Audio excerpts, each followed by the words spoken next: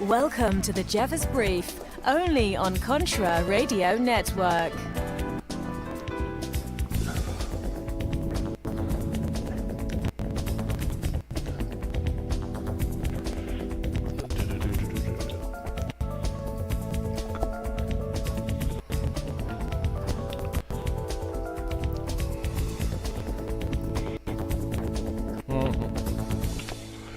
All right, welcome to another episode of the Jeffers Brief, right here on Contra Radio Network and KYAH 540 AM.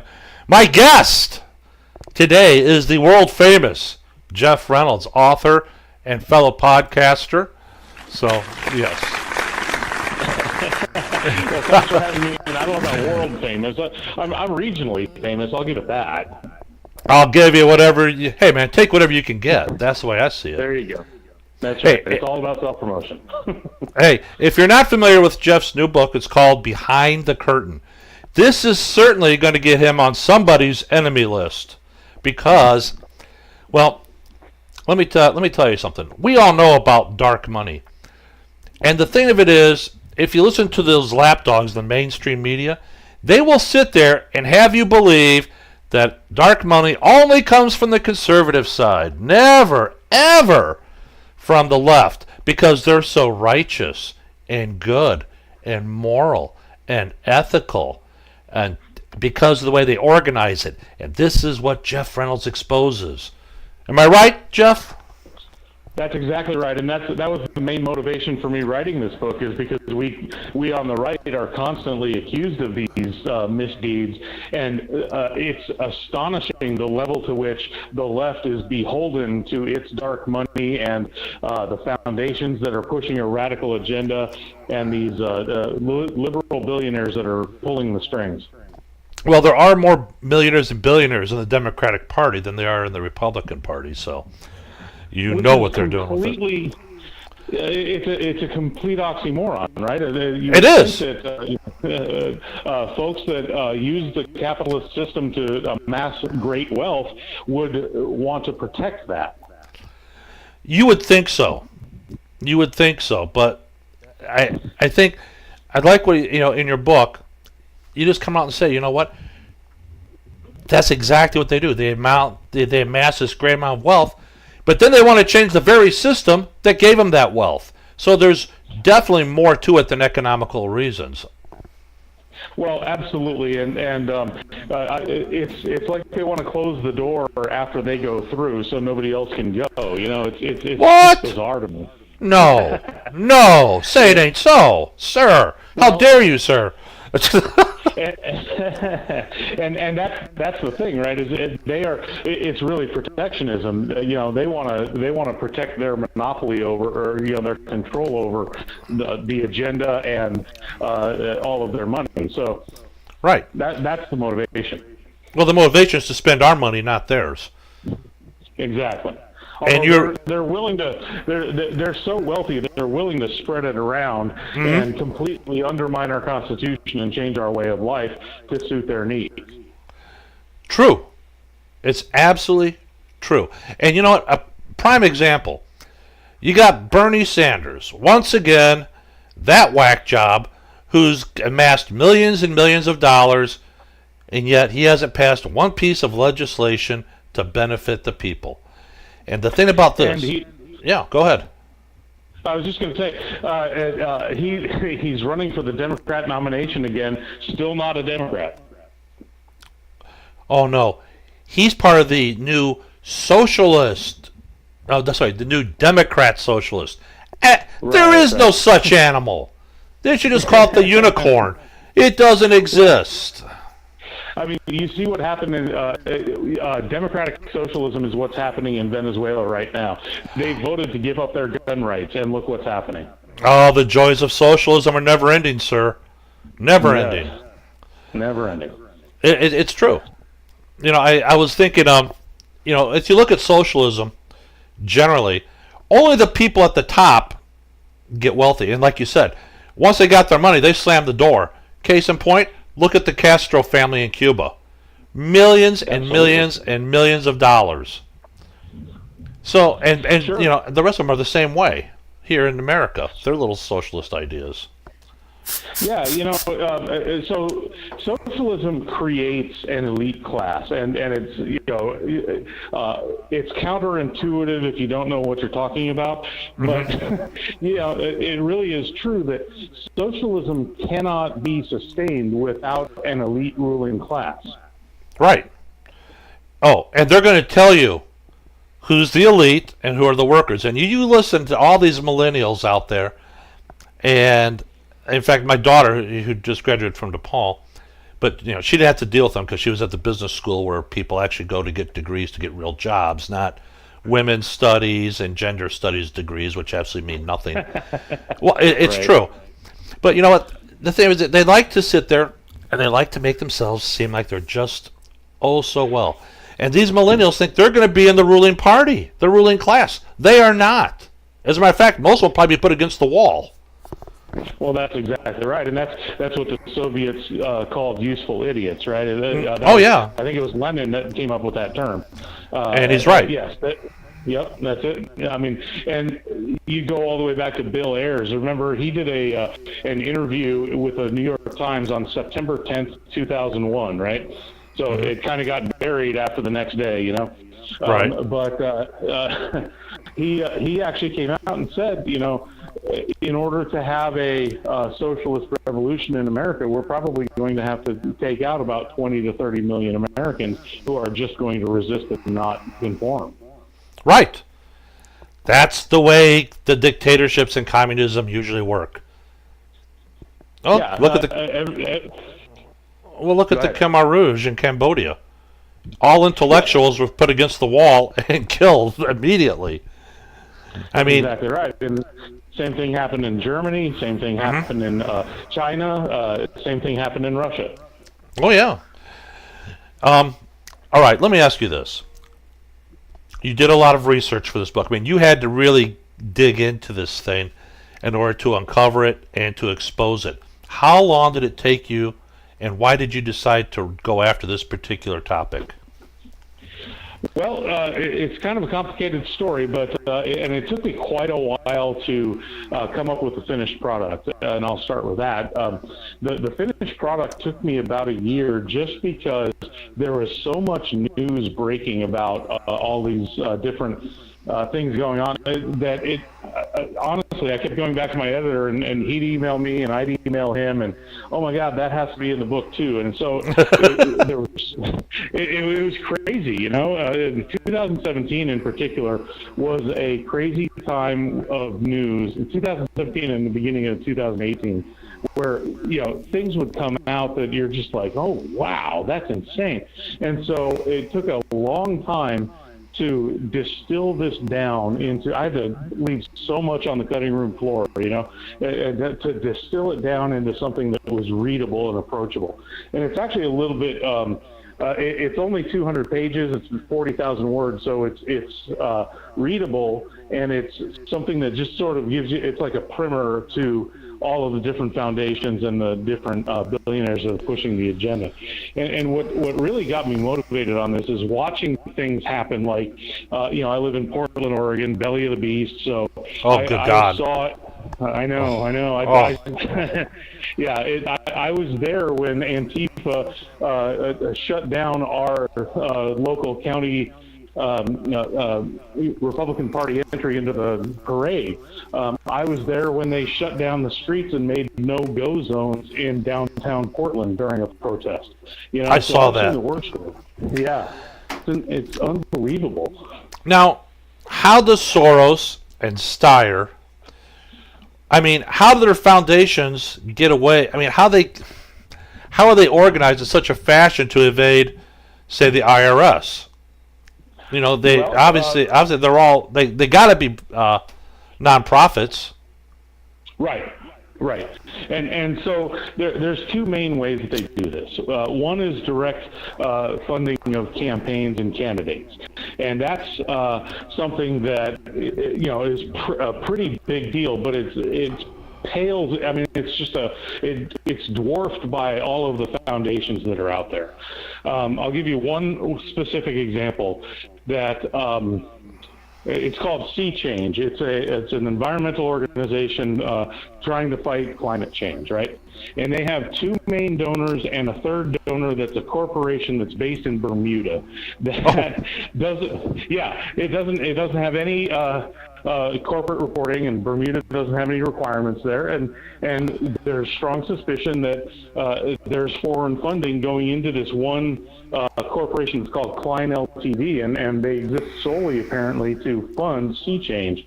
And they have given, from the period 2011 to 2017, they gave out $55 billion in grants to. Right. So over a 7-year period, $55 billion, right? And that's just one. That's just one organization. I mean, and they're not even anywhere near the biggest. You look at things like the Ford Foundation, the Hewlett Foundation, the Packard Foundation, the Sackler Foundation, the Sandler Foundation. There are hundreds of billions of dollars being spread around pushing this radical ideology, this radical agenda to fundamentally alter our constitutional republic. Unbelievable. I'm just. You know what? It makes me very angry. It does. Yeah. It makes me angry. By the way. Well, everybody that knows me knows I will never vote for a Democrat. I can't, not in good conscience, mainly because of what they're like this crap. When now they're all deciding, yeah, we're all going to be for infanticide now. It's like they're all trying to outdo each other to see who could be the most extreme bonehead out there, and they're not hiding it. Right. No, I'm for fourth trimester abortion. No, I'm for fifth trimester abortion. I mean, it's just insanity. It is. It's crazy, and it's like, come on. I guess my answer is this: can our republic sustain this kind of subversive onslaught? You know, and that's a very good question, because it really has ramped up over the years. This stuff has been going on for decades, a very long time, since the 60s, and obviously the radicals started taking over the levers of government, right? Right. But they also started taking over these foundations, and it's grown to such a massive extent. And they always compare us and say, well, we're the party of billionaires and all that. But if you look at donation amounts, 2 of the top 20 billionaires are giving to mostly conservative causes. Right. The other 18 are giving to liberal causes. So the amount of money on their side dwarfs what we've got. And you're right. I'm still just trying to figure out, how does an offshore corporation give out $55 billion, and magically no one seems to know anything about it or even wants to talk about it? And the only thing I can come up with is that they're on the payroll. Well, and so this was actually revealed in a Senate minority report. I forget which committee it was on the Senate, but this was done mostly by Republicans who were investigating who's funding all of the anti-fossil fuel stuff that we see out there. And it's a 140-page report that they put out in 2014. So the Democrats at the time, the Democrats at the time were in control of the Senate. So it had to be a minority report by a subcommittee, and they put it out, and nothing ever happened with it. It's for various reasons, but all the information's there, and there is a lot of investigation that still needs to be done that was never completed. It will never be completed. Probably not. It will die alone in the woods, because God forbid. Well, let's face it. If they may not be giving directly to candidates. I mean, I'm sure they push the limit on that, but the rest of it is all going to the DNC, and the DNC gives it to whoever they want, and that's how we get boneheads like AOC out there. I mean, she's the gift that keeps on giving. No doubt. I mean, her and what's her name, Ilhan Omar. They're like and Tlaib. They're all an albatross around the Democratic Party's neck, and they can't get rid of them. Well, that Tlaib or whatever her name is, Yeah. she's got a little bit of legitimacy. Didn't she serve in the armed forces? I don't know. No, I don't know. I'm thinking of Tulsi out of Hawaii. Yeah, Never mind. Yeah. She did, but she seems to be She seems to be in the very minority of her party. Right, exactly. Moderate and it still loves our country. Unlike Ilhan Omar, the fact that woman got elected in America scares the hell out of me. A lot more than the fact that AOC got elected. Well, with Omar, you got to remember, it was the Obama administration that took all those refugees and dumped them into Minnesota, 70,000 of them. Of course they're going to elect their own. And that was, Go ahead.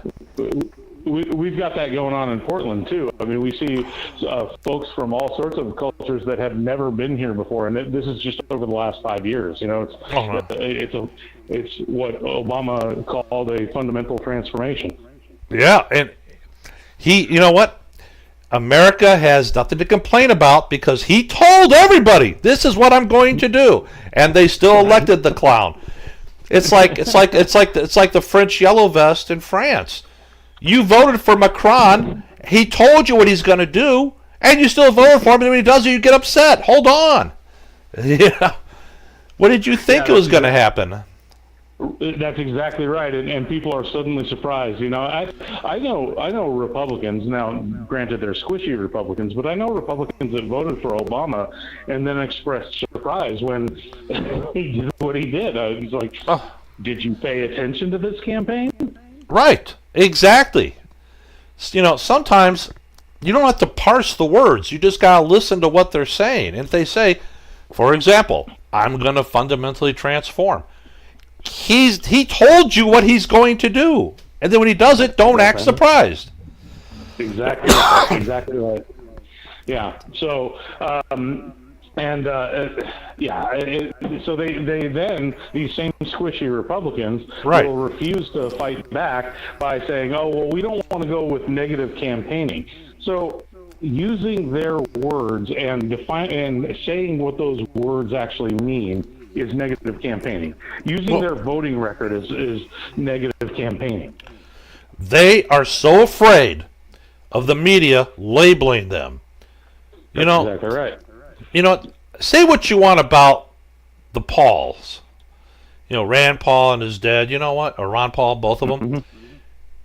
You know what? They'll take the heat. This is what we think. This is what we're going to say. I respect that. I may not agree with what they say, but at least they'll come out and tell you what they think, and they're not afraid of being labeled. The rest of these people, I'm seriously concerned about their integrity. Well, and the more I get involved in politics, the more I realize that there's not really much separation between the two establishments on the left and the right. There's a lot of collaboration behind the scenes that we never see, and then they come out and do, these Republicans do these town halls in these rural districts, and they give the red meat to the crowd, and they wow everybody. And, oh my God, he's so relatable when he'll come and talk to you. And then they go back to Washington and just sink right back into the swamp. Look, I understand with our republic, there are some times, especially during the legislative process, you got to compromise. But there's a difference between compromising and just rolling over and saying, "Give me the money and I'll do what you want. I'll be your lapdog." And there's far too many of them. Far too many. And that's my biggest gripe with certain Republicans in the establishment swamp area, is that they not only do they not reject false premises from the left and redefine the terms based on common sense instead of stupid stuff that they make up, but I think they actually agree with a lot of the stuff. I mean, just look at the global warming debate. Oh, good God. That is like the biggest scam. It's like, I got tired of listening to it, and finally I went to NASA. I figured, what? If anybody knows anything about this, it'll be NASA, right? So I find the webpage finally. And they said that since the Industrial Revolution, the global temperature on average has only risen 1 degree. 1! And I'm thinking, and then I present it, and of course people say, well, how do you know their instruments are right? I say it's NASA. NASA has instruments. They're calibrated. If they're good, I just look. But when I see people scream, I said, hold on. Let me show you something here. This is from NASA. Neither left nor right. This is NASA. Have they made some mistakes in the past? Yes, they have. But then again, what do you want? It's a government organization. But for I figure when it comes to scientific instruments, they're probably calibrated pretty well. So yeah, it's whole thing about. And then you got that goofy Al Gore who sat there and not only got an Oscar, but made a whole bunch of money off. What was it? The carbon credits. What? So I buy your credit, and that somehow offsets everything in the atmosphere that's supposedly there? No, it's such a scam. It's brilliant. It really is the biggest hoax in human history. They've never once proven that man-made carbon actually has led to any sort of change in the climate. Never mind the fact that the climate isn't static; it's dynamic. It's changing all the time. Right. So they can't even pinpoint what normal is supposed to be. They can't. No. So we've got this. We've got this guy in Oregon. We're probably going to pass a cap and trade bill in this legislative session. Yeah, and it's coming. Oh no! Oh. Yeah, we just passed statewide rent control as the first state ever to pass that. So yeah, that tells you how bad our legislative makeup is. But this cap and trade bill, this guy out in Eastern Oregon, he's a senator, and I won't say his name, but he's over there in the part of Oregon that really should be Idaho. Deep red, really, really red. And he came out before the session even started saying, well, it's inevitable, so there's no point in fighting it, so we might as well work with the Democrats to make it as palatable as possible. I'm thinking, how in the hell did this guy get elected in that district? And we can't get anybody more conservative or more with more common sense out of that district. Well, I think I think what you're trying to say is this guy has no testicles whatsoever. Yeah, that's pretty much it. Yeah, it's unfortunate to see because there's a lack of testicular fortitude throughout the Republican Party. And if we would just stand up and tell the truth, we're going to win more than we're going to lose. You know what? I'd rather have somebody stand up and say something, and at least take a stand. Take a stand. I don't care what it is. Take a stand. Don't try to do middle of the road crap, because all that does is tell me you're trying to hide something. Just say it. What's the worst that could happen? What? You don't get your congressional health care plan? Good. Come out here and live with the piece of garbage that we're left with. That's exactly right. You got me fired up here, Jeff. Well, you bastard! You bastard! Look what you did to me. I was having a good day. wait till you read the whole book. It'll set you spinning for weeks. The thing is, I always look. I think anybody that pays attention, that's generally our listeners on KYAH and on CRN, we pay attention, and we have some pretty smart listeners. Some are a little bit more conspiratorial about things than I am. But I can live with that. Everybody's entitled to their opinion. I mean, look, say it. I don't care. I don't have to agree with it, but I'll defend your right to say it. What I don't understand, and I think we've always known. Look, how is the money getting in there? Where is it coming from? We're talking massive amounts. If you're talking about $55 billion, oh my Lord, That's Oh, and that's nothing. So my another favorite example of mine is the Ford Foundation, which it was started by Henry Ford back in the day when he amassed all this wealth through the capitalist system by inventing something that everybody wanted, right? right. So he was a staunch free market defender. And so he founded this nonprofit foundation to help people who needed it. You know, he founded a giant charity to help people improve their living conditions. And so this over the decades, the boards of directors progressively got more liberal and more middle of the road and less conservative. And so finally, in I believe 1977 or 78, the last remaining member of the Ford family, who was Henry Ford Jr., left the board of directors of the Ford Foundation in disgust, and wrote a letter to them stating that they had lurched way too far to the left, and they were doing things to undermine the very system that made this foundation possible in the first place, and he would have no more to do with it. That was in the 70s, and now, that's 40 years ago, and now it's gone even further to the left, and they're funding some of the most extremist groups you can think of. What I don't understand, if it's his family's foundation, why not just cut off the money for it? Well, it's already been endowed. He donated, however much money to start the thing in the early days. But then, so they've got this endowment. But then also, all of these foundations are giving grants to each other back and forth. So this money is just, going around in this giant circle. You've got the Tides Foundation, you've got the Ford Foundation, like I said, you have the Sandler Foundation, the Sackler Foundation. I mean, all of these just it's an almost infinite spider web of all of these interconnections. It sounds very eerily similar to what the Democrats do. Democrats vote taxpayers' money to give to Planned Parenthood. Planned Parenthood takes that money and donates it to the Democratic congressman to ensure that they get those votes for the tax money the next time around.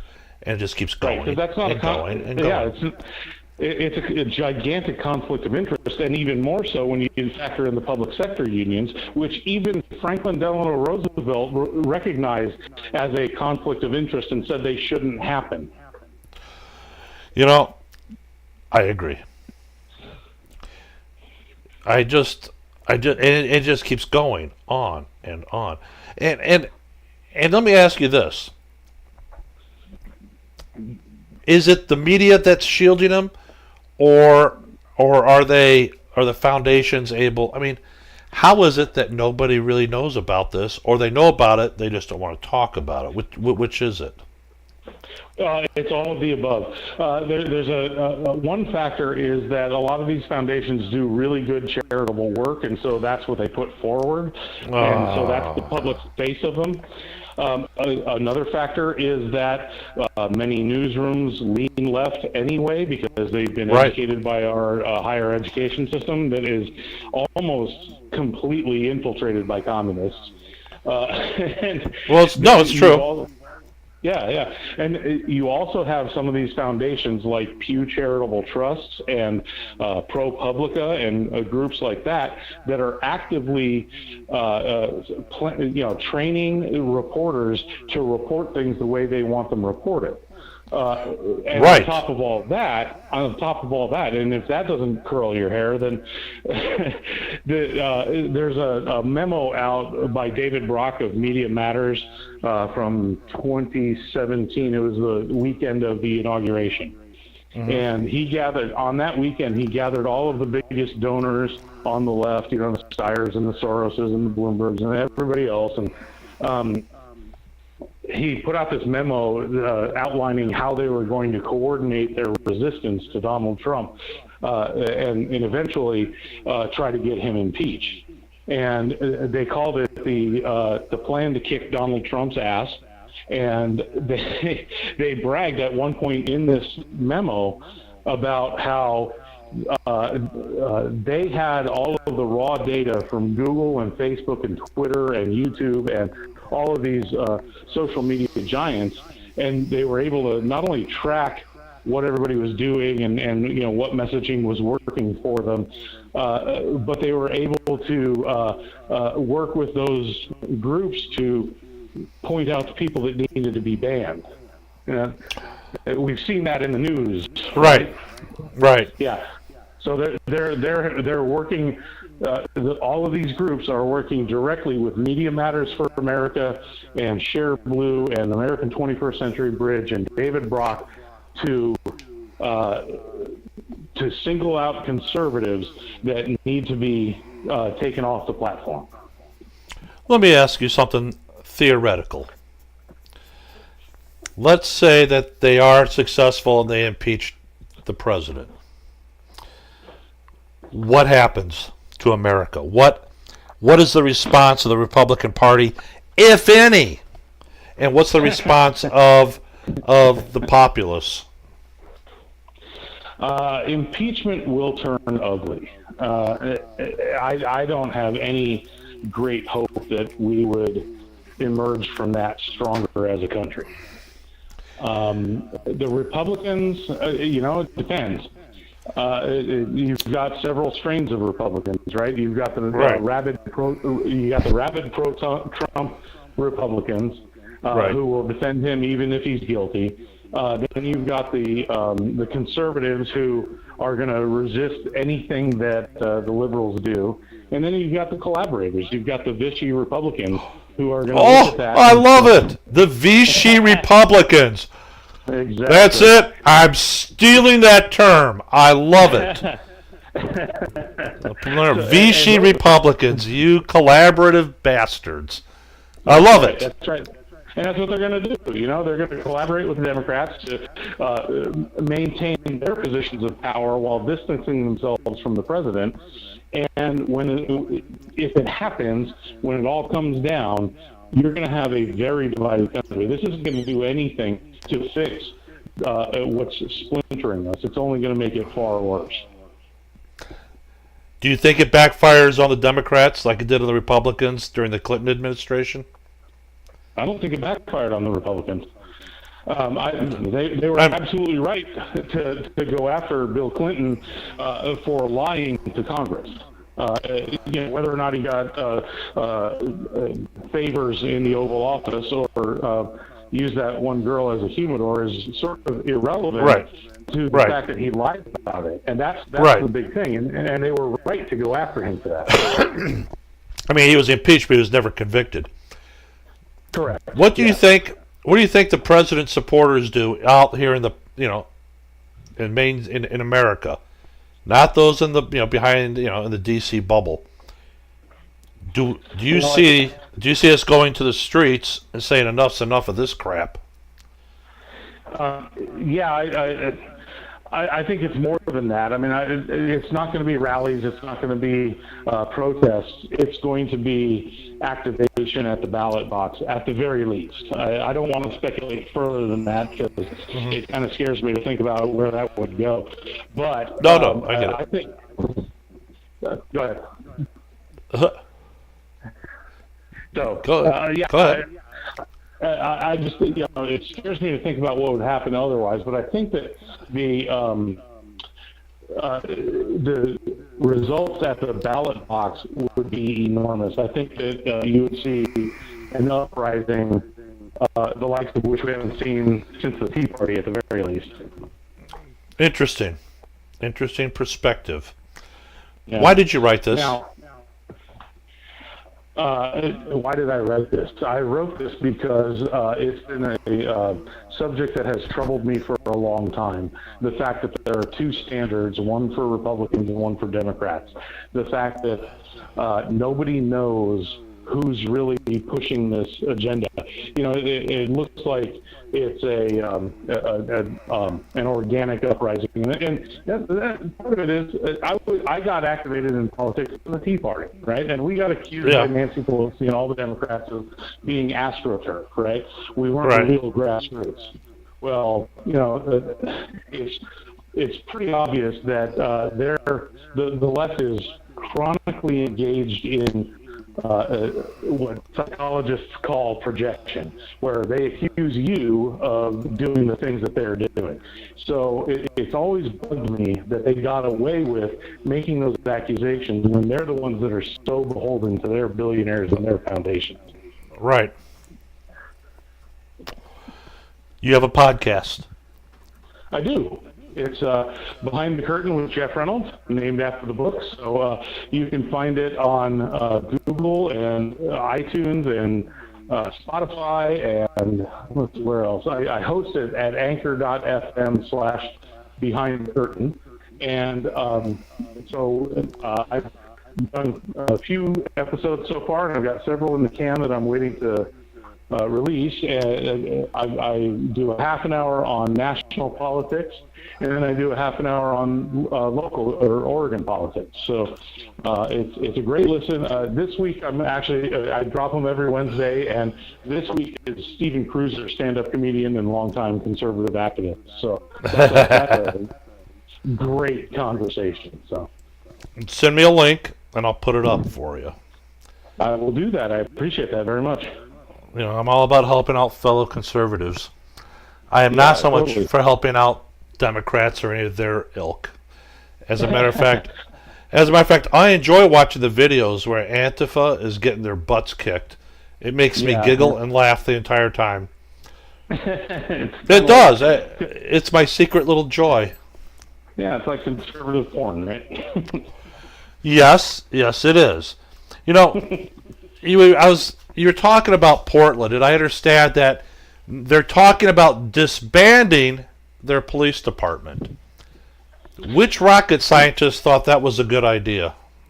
Okay, so it's a little bit more complicated than that. And the rocket scientist you're referring to is Ted Wheeler, our mayor, who is the most milquetoast person on the face of the planet. It's kind of amazing to watch him.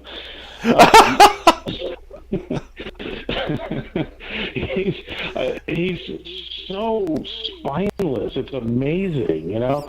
But so they've got several things going on. First of all, Portland has been mostly taken over by far left activists. It used to be just sort of, every Tuesday at 3:30, the joke was we would have a protest for something. Now these people are in charge, you know. Oh, and good Lord. Yeah, we've got some real wingnuts that are on the city council right now, and so. Sorry about that. They have a couple of ideas. One is that they're creating this unarmed police division that will be community policing.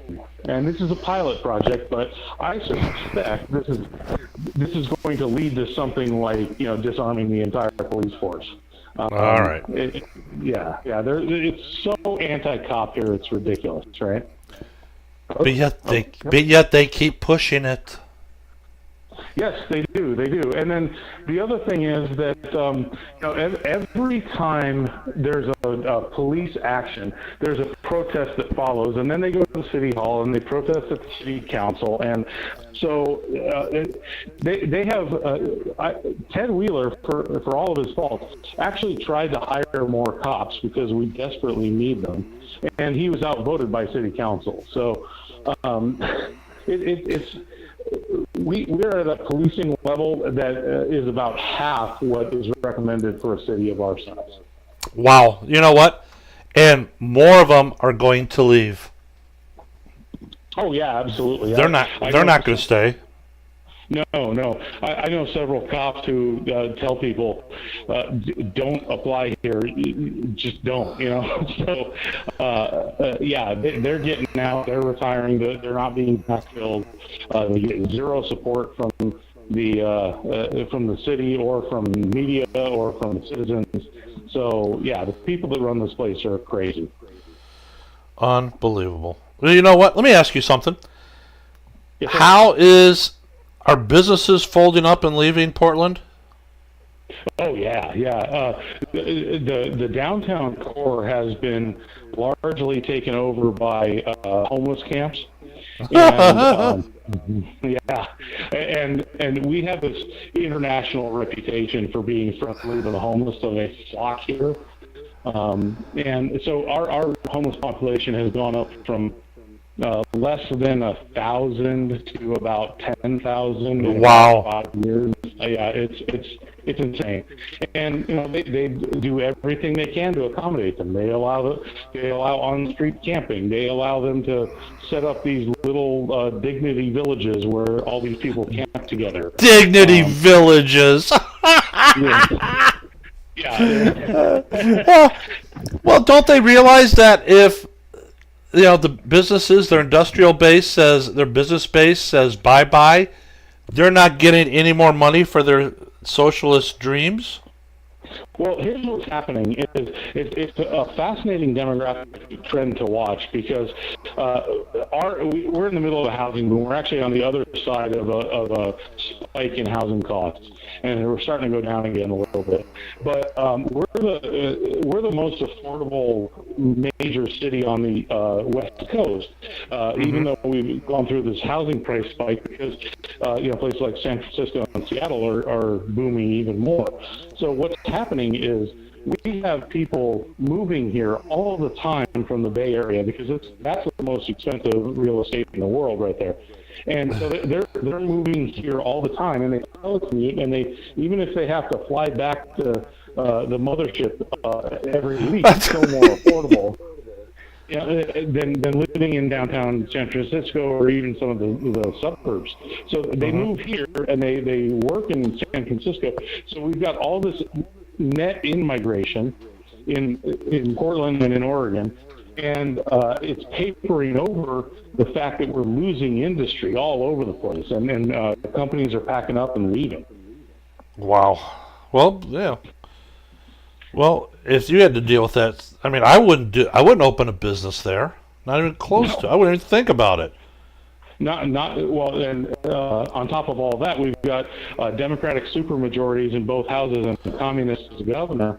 So the taxes they're looking at, I don't know, $3 billion in new taxes or something. We have a state all funds budget that includes fees and taxes and federal grants that's somewhere around $73 billion in that range. So which is about 5 times the size of Colorado, a similarly sized state. Wow. Yeah. So, wow, that's just crazy. It's unbelievable the amount of money we spend in the state. We have barely 4 million people. Right. That's what I'm thinking. It's like, it's not the most populous state, but I mean, eventually the money's going to run out. Especially if President Trump does his thing with the sanctuary states and sanctuary cities and actually cuts off the money, then we're screwed. Good. Yeah. Well, I don't know how you survive in Portland. Do you have a bunker and sandbags? I would reveal that to you, but then all of our listeners would know too. And I try to keep that the details private because I don't want the state knowing about it. Oh man, I'll tell you. I'm sure at some point in time you feel like you're Charlton Heston in The Omega Man. or in Planet of the Apes, for that matter, at the end, right? Oh, you're being racist! Oh! No, that's speciesist. That's not racist. I know, I'm messing around with you. So you were at... All right. Blow it up, you damn dirty apes! There you go. There you go. That's what I feel like. Wow. As you're being hauled up in the net. Exactly. Now, you were at CPAC last week, right? I was, yeah. That was a blast. And I was exhausted after that because I was doing so many interviews for the book. It was really great. Tell me about CPAC. We want to hear stories from CPAC that we didn't. Okay. That obviously, other than the mainstream media screaming that it was Nuremberg all over again. Well, you know how they are. The idiots. I do, yeah. um, but, so it was actually much smaller than in years past. I was very surprised by that. Really? I first got in there on Wednesday, and I was like, oh, they have like half the space occupied that they normally do in previous years. I've gone for the last like 8 or 9 years because it's fantastic for networking. That's really the reason I go. So I go and talk to other politicos and talk to other conservatives about what we can do together or how we can collaborate, that sort of thing. So the Radio Row was awesome. There were probably 100 or so radio and TV outlets there doing interviews and stuff. So I did dozens of interviews. It was great. I got to see Candace Owens and Charlie Kirk and Ted Cruz and Glenn Beck and a whole bunch of other folks, Deneen Borelli, lots of folks. So it was a lot of fun. It was great. Maybe I should go next year. I don't know. Not a bad idea. Yeah. I'm just thinking, the thing was, I think I'm going to try and get hold of Candace Owens because I love her. And she is the liberals' nightmare. She is their living nightmare that never freaking ends. And I love it. I love her. I do. And she calls it like she sees it. Yeah, she's fearless, and she doesn't check the liberal boxes, does she? No, she does not. I did watch her give her speech at CPAC on One American News. They were the only ones that were showing all the speeches from CPAC, and she was on, I think, Saturday morning. So I was listening to her, and I'm cracking up. Man, she is so good. And as I said, I just love her. I love her. I do. I was surprised at how tall she was. I expected her not to be tall. She towers over me. I'm only 5'8". Is she really? I didn't know that. She's probably 5'9", 5'10", something like that. She might have heels on. I didn't notice. I just love her. I do. And like you said, she's fearless. She calls it like she sees it. When you were at CPAC, now you were there for the entire time? Yeah, I was there. I actually got in Tuesday and left Sunday evening. Wow. That's a long time. It was. But I have gotten to the point because it's a really long trip for me. I'm in Portland, so that's a 5.5 hour flight each way. So when I go out there, it's I want to maximize my time. So I do a tourist thing every time I go out there. So this time I did the Library of Congress, and that was phenomenal. That was an amazing experience. Yes, it is. Yeah. The Library of Congress is pretty darn cool. Yeah. But you got to know the Dewey Decimal System, people. Well, I specifically asked about that, and they have a whole different filing system that that's not Dewey. It was created prior to Dewey. So, but the best part about it was Thomas Jefferson's personal collection of his library. That was really cool. What an interesting library that had to be. That had to be a very interesting collection. Yeah, seriously. I mean, he was no dummy. That's for darn sure. That's right, and they all read all the classics. They read in several different languages, Latin and Greek and French. So they had he had books on how to play chess. He had books on the sciences. He had books on government and philosophy. I mean, it was just fascinating. I got to talk to some of the other hosts here at CRNC. Maybe we should make a pilgrimage to the next CPAC.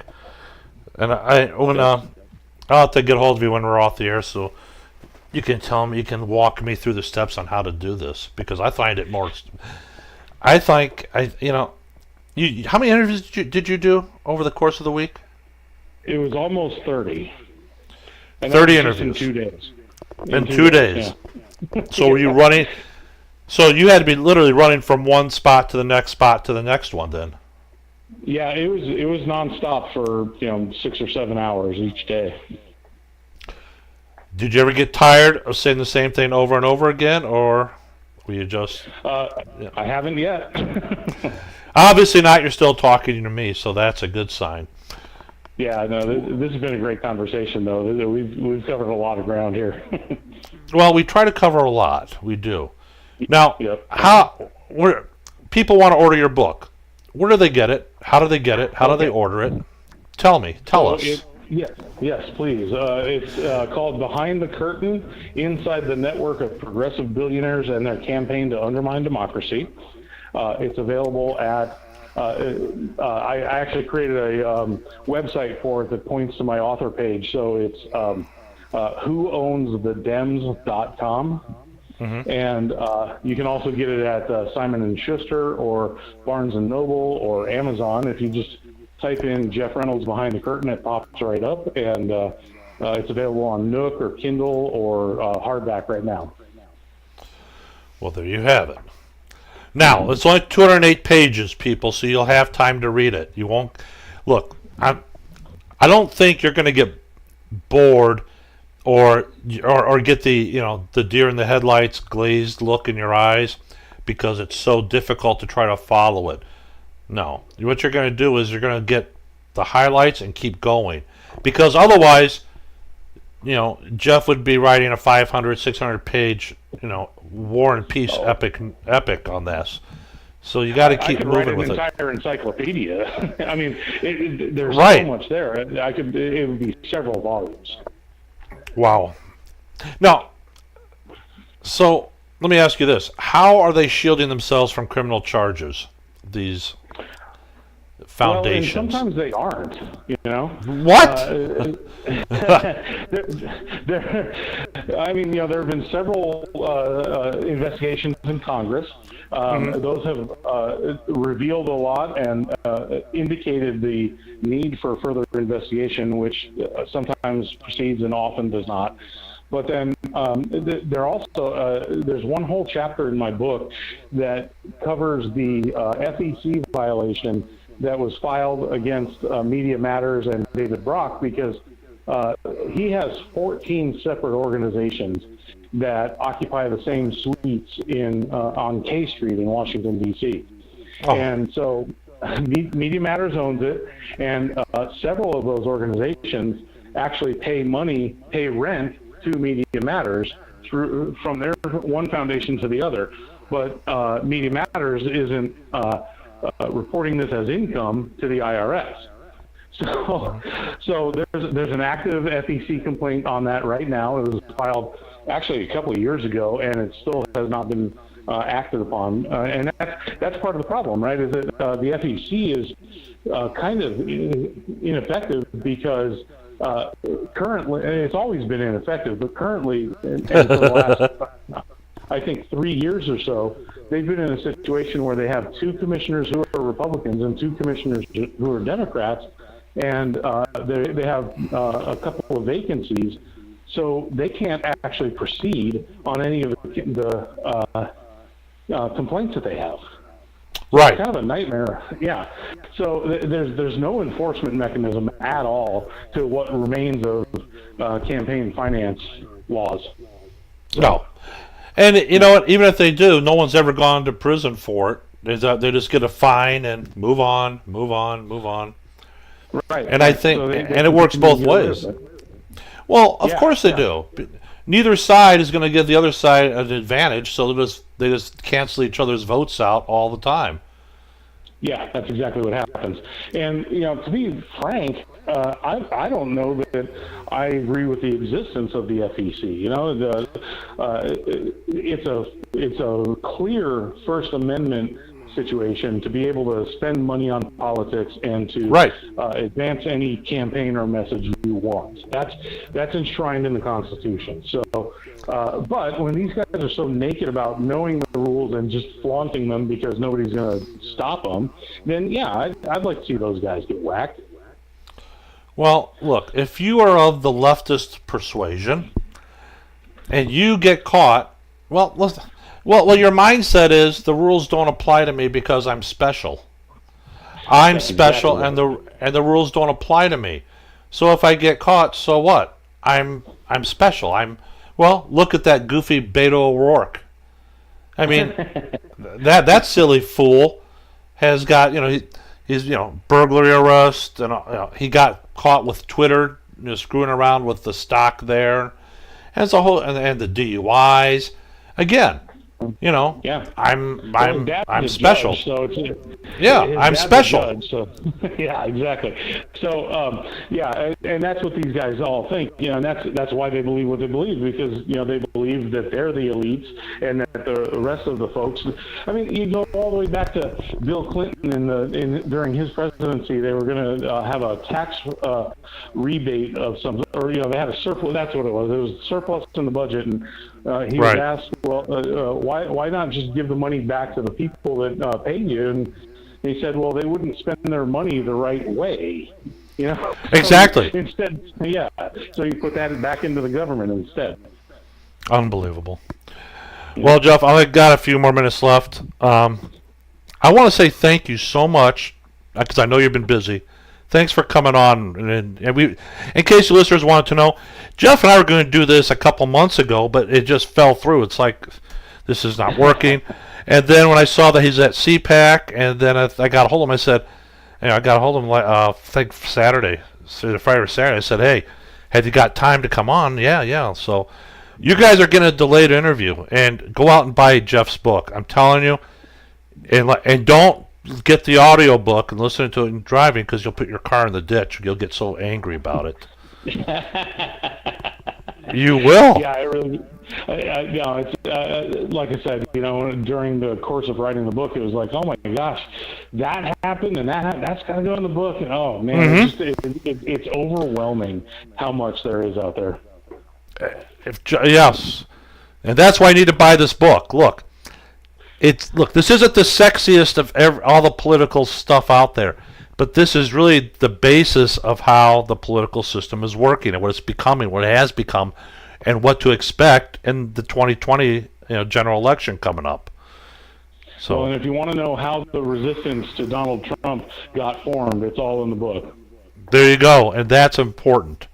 Resistance. Yep. I got your resistance right here. Idiots. Unbelievable. We got to resist. You know what? Resist this, you clowns. Unbelievable. Jeff, will you come back on sometime?